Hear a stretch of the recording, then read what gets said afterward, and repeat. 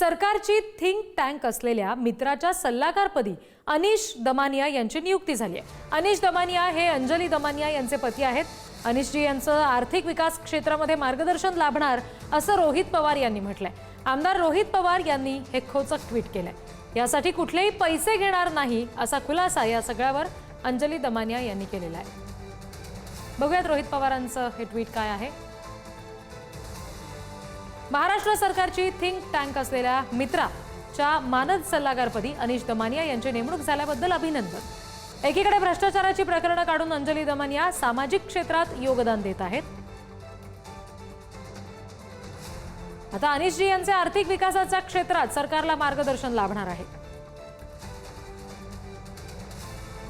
दमानिया कुटुंबाचे आर्थिक आणि सामाजिक क्षेत्रातले कॉम्बिनेशन निश्चितच महत्त्वपूर्ण राहील। पुनश्च एकदा अभिनंदन आणि शुभेच्छा।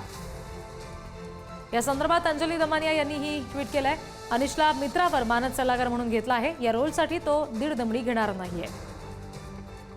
त्याला न राजकारणाशी घेणं देणं न सरकारशी। माझ्यासारखं त्यालाही देशाला पुढे नेण्यासाठी आपलं योगदान द्यायचं आहे।